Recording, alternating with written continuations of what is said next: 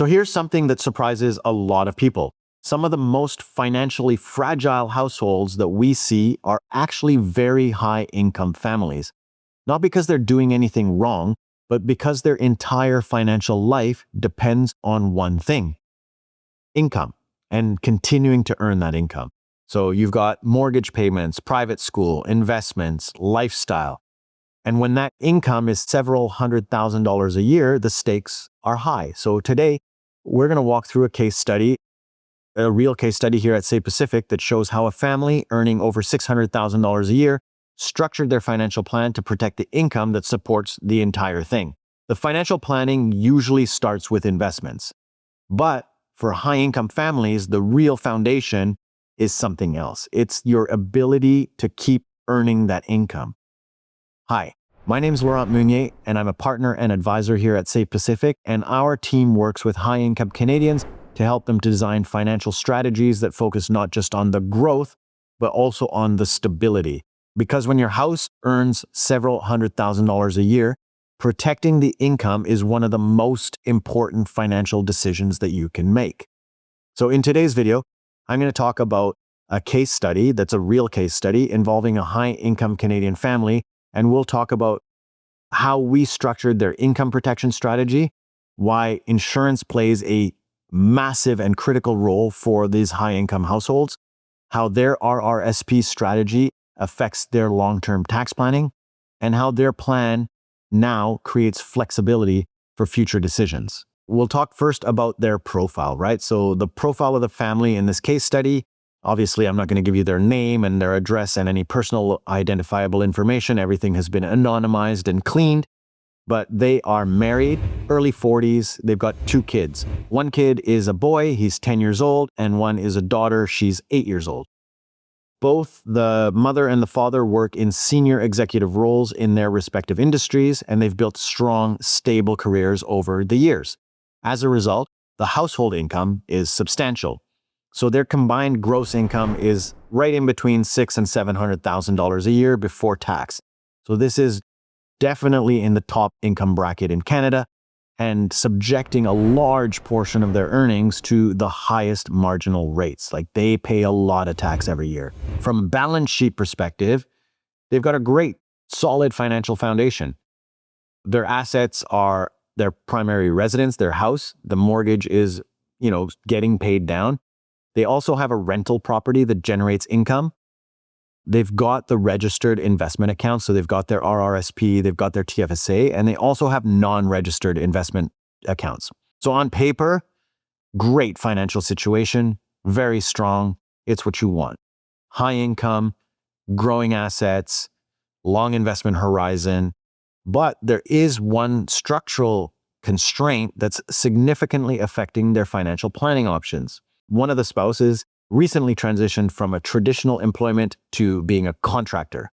So at first glance, this might appear to open the door to corporate tax planning, but in this situation, the CRA classifies this arrangement as a personal services business, right? This classification occurs when the contractor effectively works for a single client and performs duties that are similar to an employee. So when the CRA applies this designation, most of the typical advantages of operating through a corporation disappear. What does this mean in practical terms? This one spouse's income is treated largely the same as employment income. The corporate tax deferral strategies, not available, off the table. The small business tax rate doesn't exist for them. Corporate investment strategies like retained earnings planning or corporate wealth multiplier structures, again, off the table. So as a result, the majority of this household's income flows directly into personal income tax, which is taxed very high. They live in British Columbia, so we'll talk about BC taxes. It's sort of similar across the country, plus or minus a couple percent. So in BC, once your income reaches these levels, a significant portion of your income is taxed at the top marginal tax rate, which is for these guys around 53%. So they're paying a lot of tax. This creates a very different planning environment compared to a business owner who could retain income inside the corporation. You could rely on corporate tax arbitrage, but their situation, their strategy needs to focus on careful coordination between personal tax planning, protection, and long-term wealth management. So understanding these constraints is really important because it shapes the entire financial strategy for the rest of their lives. So we'll talk about their tax reality. So at their income level, at their high income level, tax planning is not a secondary consideration. It's really like this central force that shapes how much money you're going to keep in your pocket. This is your financial strategy. In BC, once you're over 200, like about 250 grand a year, any additional income that you earn is in the top marginal tax bracket, right? So at that level, the combined federal and plus provincial tax, you're at 53%. So in practical terms, more than half of every additional dollar over 250 grand for them is gone. That's straight tax. So when you're a high income professional and you earn this income personally, you don't have the ability to do corporate planning where you could save some money and not be exposed to this 53%, right? There's fewer structural tax tools that are available when you're an employee and you're earning income.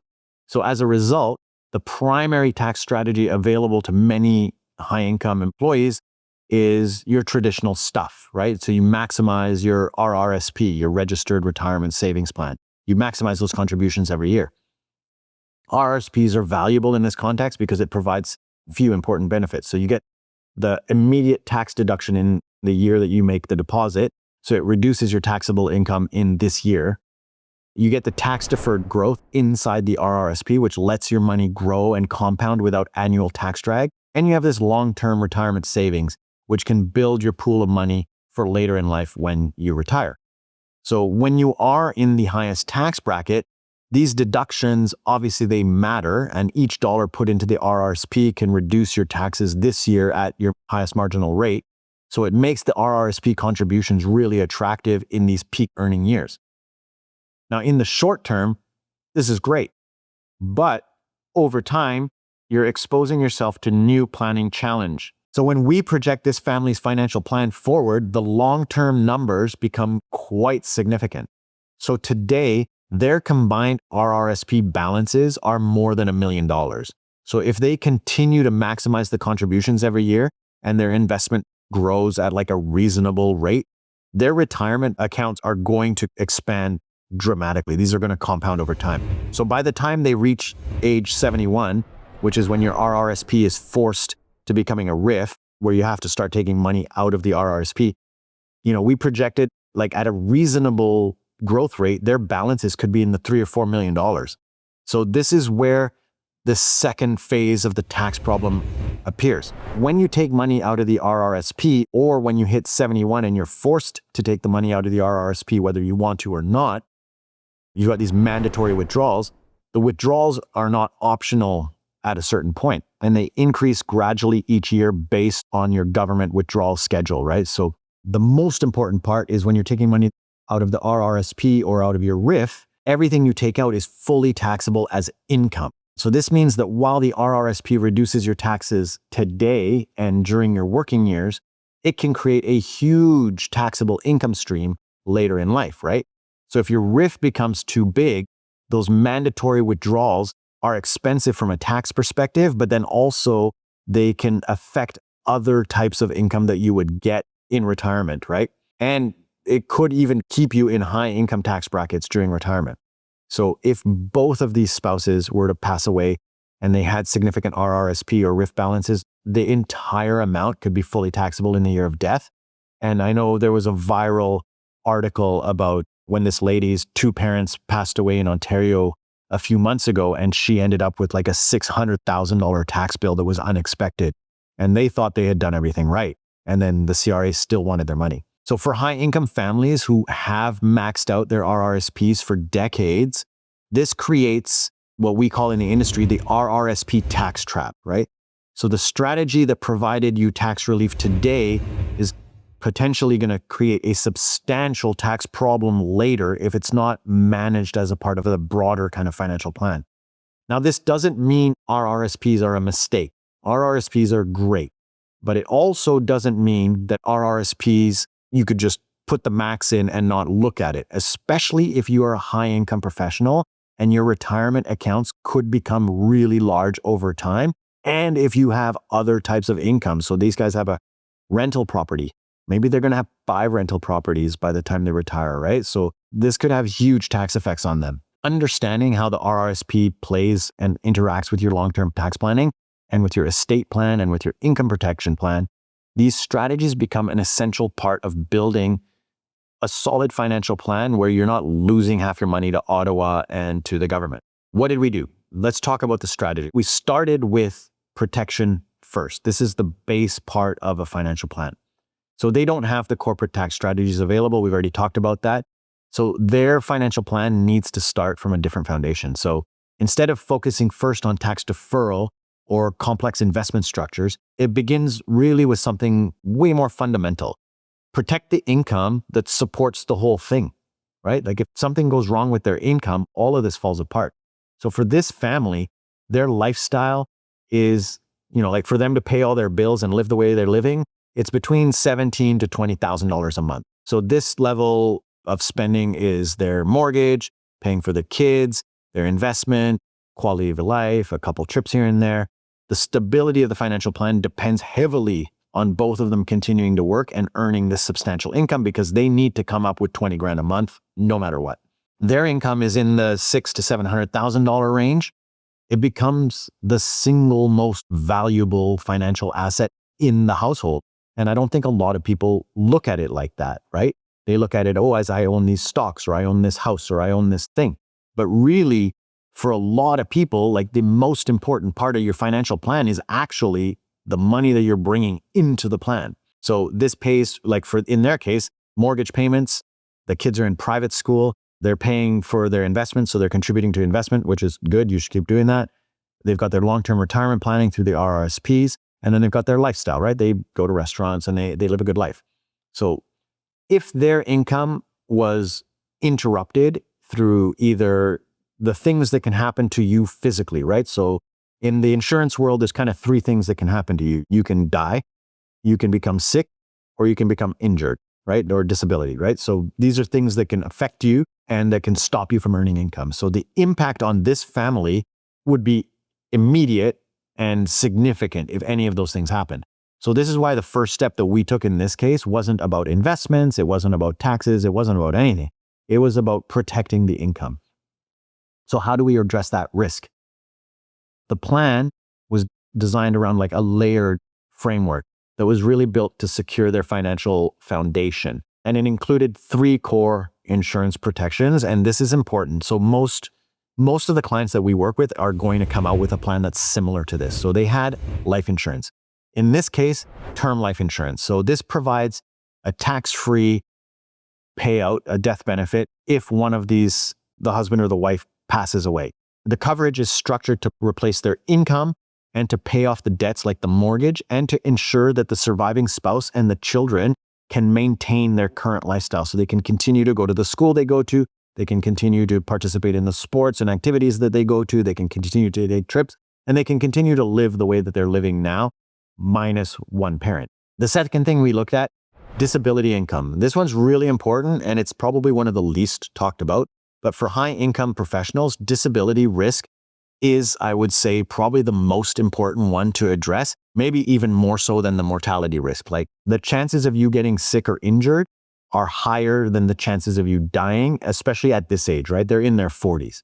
So disability insurance protects that household if one of them can't work due to injury or illness. So in this case, we put together a rather complex disability plan that was structured, and they had what's called an own occupation definition. So I have other videos on our YouTube channel that you can click somewhere on here that talks specifically only about disability insurance and talks about what does it mean to have an own occupation definition. But this allows those benefits to be paid if one of these spouses can't perform the specific duties of their profession. And then the third piece is called critical illness insurance. So this provides a lump sum tax-free payment if one of the parents is diagnosed with serious medical conditions. So depending on the insurance company you work with, it's anywhere from like 22 to 26 different things, but it includes things like cancers, strokes, heart attacks, coronary artery disease. These are like the 80% of payouts is these things.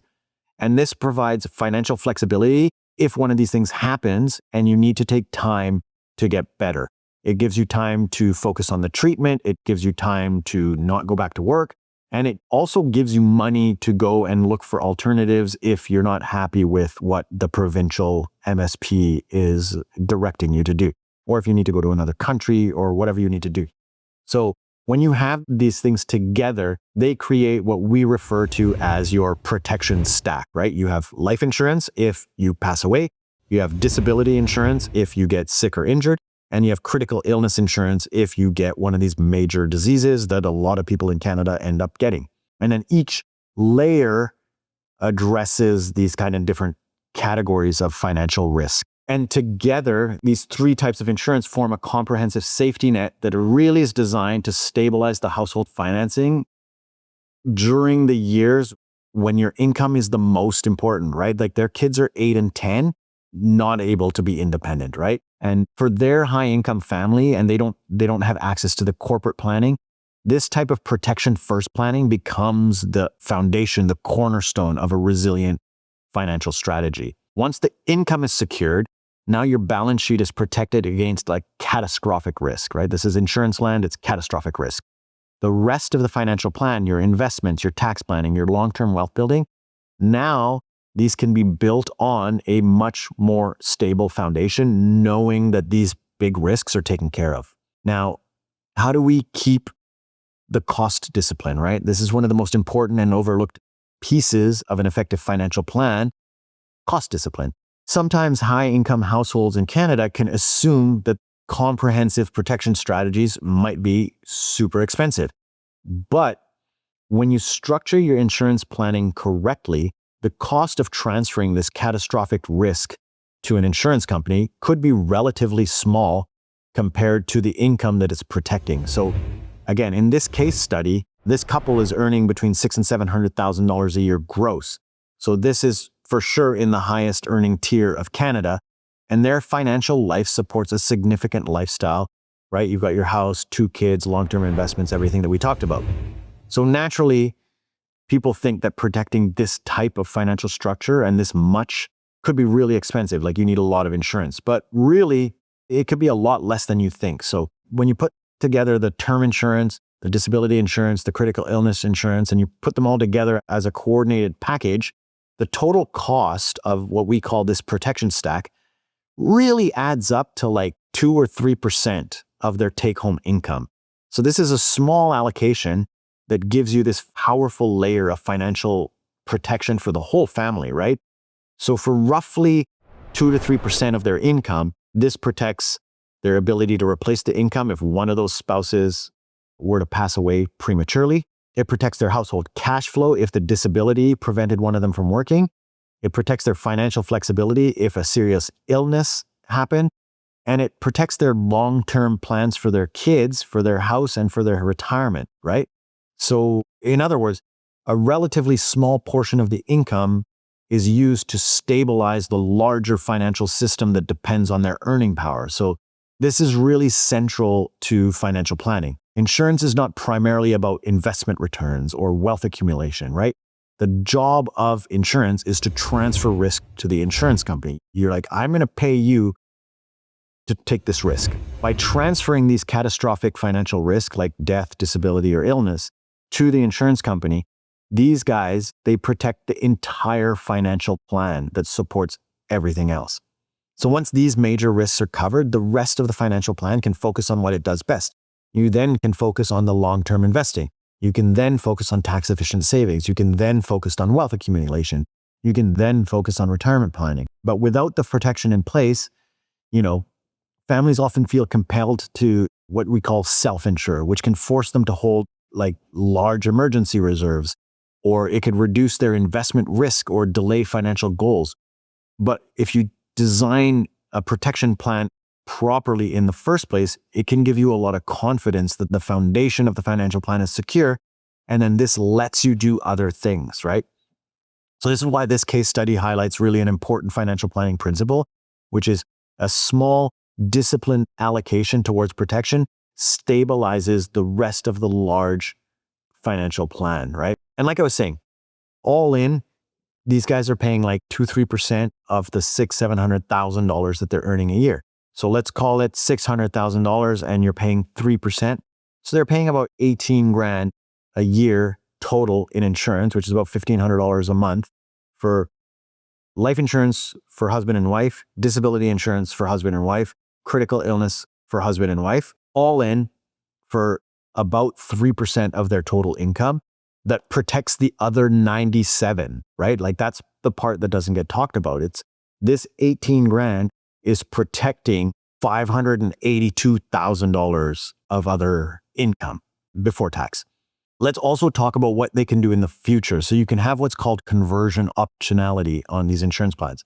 And this is an important element of the financial strategy. This gives you this optionality, that gives you choices. A good financial plan is not only about solving the problems right now, it's about making and ensuring flexibility for future decisions as your financial situation evolves, right? Like their kids are not always going to be 10 and 8. They're going to grow up. So your financial situation is going to change. Your mortgage is not always going to be this big. You're hopefully paying it down. So your mortgage situation is going to change. Their lifestyle is going to change, right? They're working now, they're in their 40s, but eventually they want to retire. That's going to be a significant change, right? So in this case, the permanent insurance that we normally talk about on this channel, like whole life insurance, this could become really valuable for them later in life. It's not necessarily ideal for them today. Like right now, the primary objective is to protect the income during these really high earning years, but their financial needs are going to change. So as their mortgage goes down, as the kids grow up, the investment portfolio gets bigger, new financial priorities are going to emerge. So they're probably going to start to think about estate planning. They're going to think about, how do I pass our wealth on to our kids in the most efficient way? They're going to think about more asset protection. They're going to talk about creating a tax efficient liquidity at death because there's going to be a whole bunch of things to pay for. So permanent insurance usually gets used for these types of long-term goals, but rather than committing to permanent insurance today, which is, more expensive than term insurance, having this convertible term insurance that we set up now gives them the option to convert to permanent insurance later. And so the feature, in the insurance world, what we do is, this is called guaranteed conversion rights. And most term policies in Canada have this if you're working with an insurance company that offers permanent insurance. Some insurance companies don't offer permanent insurance, so you can't convert your term insurance to permanent because they don't have one. But the conversion rights, they allow the policyholder to convert some or all of this term coverage into permanent coverage at some later date. And there's usually rules around what year you can do this in. And so you want to be on top of that, and you want to work with a good advisor that's going to stay on top of that for you. But really importantly, the conversion can occur without new medical underwriting. So that means that you do the medical underwriting today for the term policy, but you don't have to do it later. And they don't need to requalify based on their health at that time. So this is really important because it allows you to, what we call it is called lock in your insurability today while you're young and while you're healthy. But it also gives you the flexibility to adjust the insurance later as your financial planning goals evolve, right? And especially for this couple. And it's really important when you're earning the high income because a health change changes everything. And those are unpredictable. Nobody knows I'm going to get cancer when I'm 46. You don't know that. And there's no way to know that, right? So having the protection that can be flexible for you in the future helps to protect against that, right? And without the guaranteed conversion rights, these future health issues could totally prevent you from getting some other type of insurance in the future. And that's when you're going to need it even more, especially as you start talking about estate planning, and it becomes so much more valuable. So by structuring the term insurance today with the conversion options, it accomplishes a couple things. So number one, it gives you the necessary protection now while you're working. Number two, it gives you the ability to transition into a permanent insurance later if you need to, and if it becomes advantageous for estate planning or because you want to, or for tax efficiency, whatever you want to do. This gives you optionality. It gives you flexibility. In the financial planning world, optionality is super valuable because it reduces the need to make irreversible decisions today. Instead, it gives your family, it allows you to secure important options now while maintaining flexibility to adapt in the future as your picture changes. So what's the big takeaway? Today's case study, it's really an important principle in financial planning if you earn a high income. You don't need to earn the corporation to build a strong and resilient financial plan. And most of the financial advice online is built around just average Canadian income earners or corporate strategies for business owners, right? Putting the retained earnings, the corporate insurance, and stuff like that. So those tools are obviously very powerful for average earners and for business owners. The corporate stuff is just not available for some high-income professionals who aren't allowed or able to incorporate. And there's not a lot of content made for people who earn a very high income at $600,000-$700,000 a year. They are the top 1% of Canadians. So not a lot of people are making videos that only are going to target 1% of people. Most people are making videos that are going to target way more people. You want to target the 99% because you'll get way more views and way more clicks and generate whatever you want to generate. In these guys' case, this absence of being allowed to incorporate, it doesn't mean that they can't have a strategy, right? So we put in place this plan. We put in place a disciplined plan so that this high income family can build financial stability, so they can protect the family, so they can create the long-term wealth. And we saw in this case, this household had like the important characteristics of the case study. So they're earning between $600,000 and $700,000 a year.